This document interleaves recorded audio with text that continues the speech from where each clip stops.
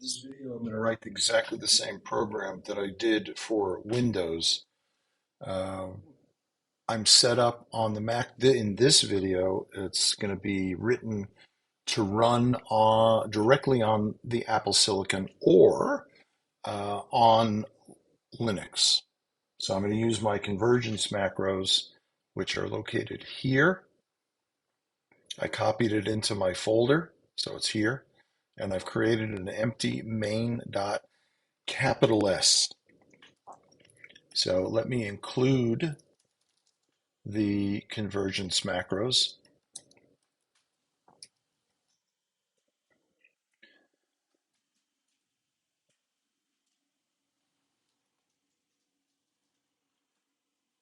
And let's do the boilerplate of power of 2 align. So align on a 4-byte address boundary. 2 to the 2 is 4. I'm writing code now, and I'm using the macro that will do the right thing on Mac and Linux to declare main as a global. Here is the macro that does the right thing to actually put in the label main. The Mac loves having start proc. And so that means at the end, I'm going to have an end proc. And that is going to go immediately after the last return. So start proc goes after the label for a start of a function. End proc goes after the last statement in the function, which better be a return. At this point, also, I'm going to have some data in the form of a buffer. I'll just go ahead and put that in.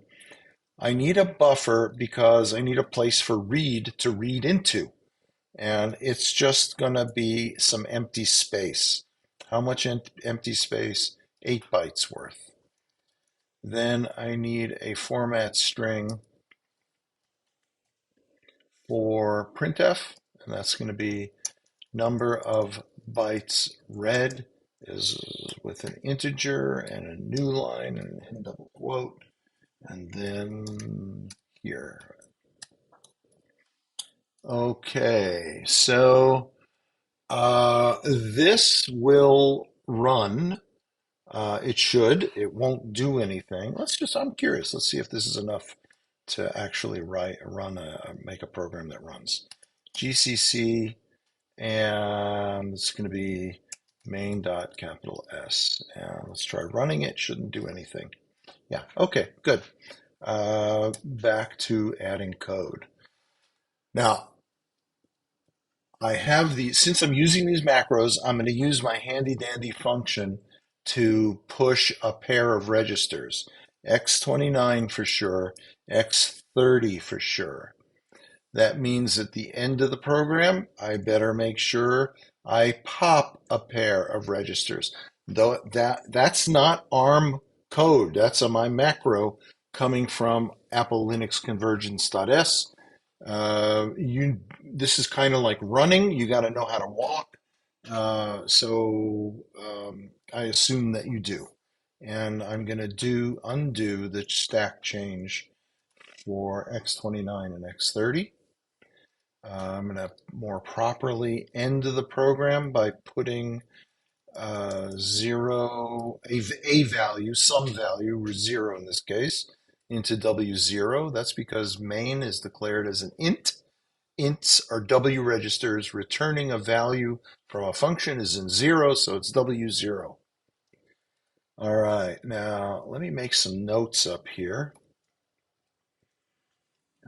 So X30 is the link register. Take good care of it. X29 is the frame pointer. Take good care of that. And I'm going to use X20 to remember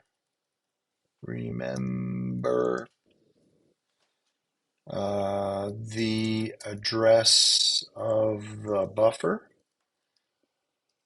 And I'm going to use x21 as count the number of bytes read. Okay, so these notes will serve to remind me which register I need for which. Now I've saved 29 and 30 on the stack. I am obliged to save x20 and x21 on the stack, which means I better put in the mirror image to get them off the stack. So at 29 and 30 go first, therefore 29 and 30 go last. Mirror image. Let's initialization.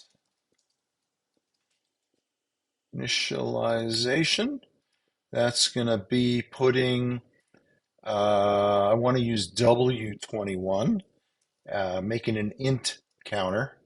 So W21 is my counter, and I need to put WZR in it.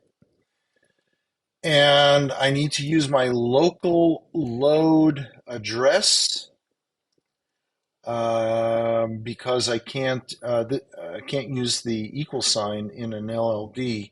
Apple doesn't allow that. We'll use the macro package to do the right thing on either platform. And that's going to be into X because it's a pointer, 20, and the address of buffer.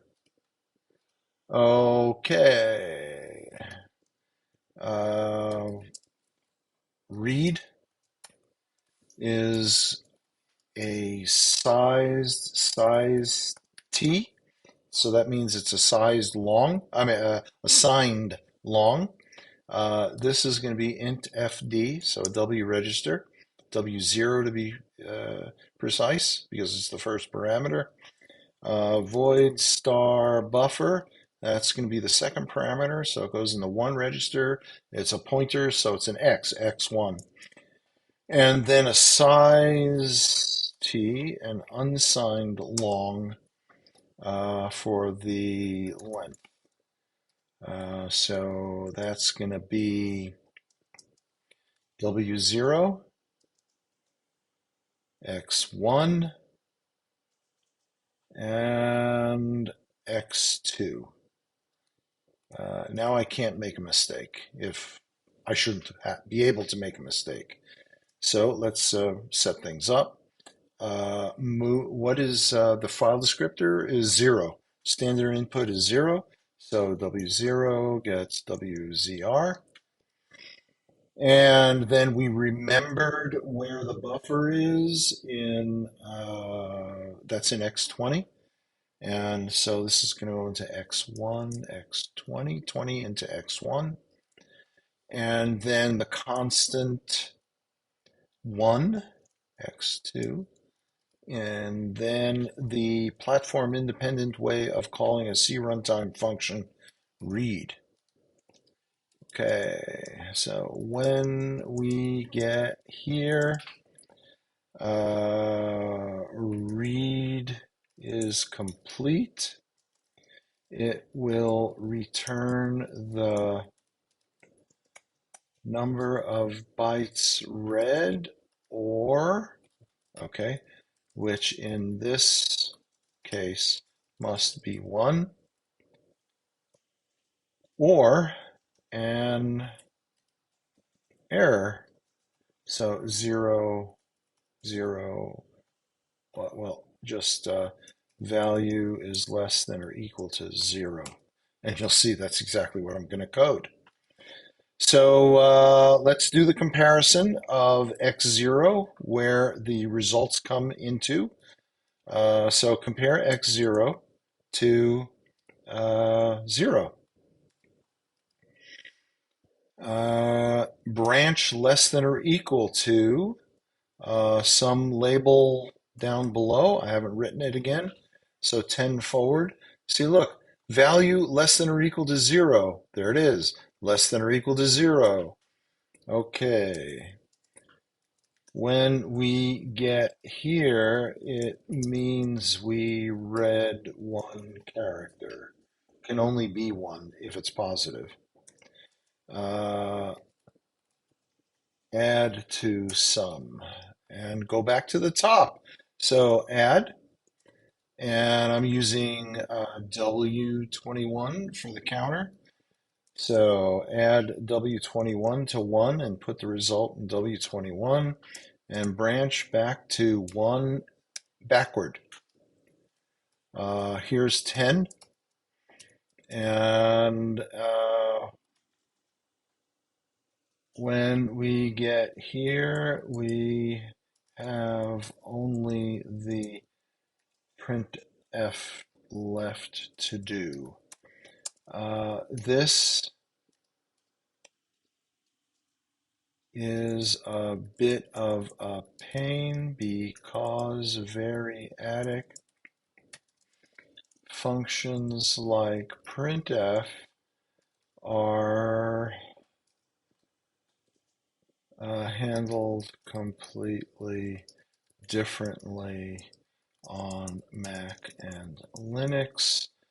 First, I will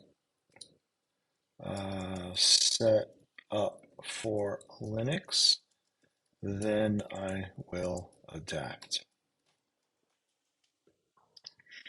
Okay, so the printf is supposed to look like this. Format followed by, well, wait, it's going to be void star format, so it's a pointer, and then it's going to be an int length, no, counter. That's what I intend to say. So let's do it. So local load address, x0, x because it's a pointer, 0 because it's first. And the thing that we're going to load into it is FMT. And then let's copy over into the 1 register. W1 is coming from W21. And now adapt. So if we're on Apple Silicon, we need to push 1 register because it's just the counter.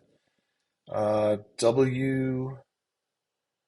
push W1 onto the stack, then call using a macro printf, then clean up the stack by, I don't need what's in W1, I don't need it anymore, so I don't need to pop it. Instead, I'll add 16 to the stack. That's faster. And else we're on Linux, so we're already set up for Linux. BL to printf and done. And what comes next? Then we clean up the program and we're finished. All right, please work the first time. You know, I should have been writing testing. Okay. A dot out. 1, 2, 3, 4. The new line is 5. And now the end of file. Ta-da! Okay, so there it is. This very same program will run under Linux because of the use of the macros. The important things that I want to point out is making a Bible. I call this a Bible. Authors of novels will maintain a character Bible so they can remind themselves of important things in the life and activities of the characters. Using the Apple Linux convergence, you must have your assembly language files ending in capital S, not lowercase s, must be capital S. Boilerplate with a platform independent declaration of a global. Here's platform independent declaration of main. Apple likes it. Start proc after the label of each function, and then end proc after the last line of code of each function. Other important comments. Notice what I did here. I broke out what I did to initialize my work. I made a plan with respect to register use for various functions. I have a lot of comments that say, when we get here, this is what it means. I find those particularly helpful. Um, so, in other words, I'm kind of documenting what just happened rather than what will happen. I think it just works better for assembly language. When we get here. Very good. Okay, so end of video. Thanks.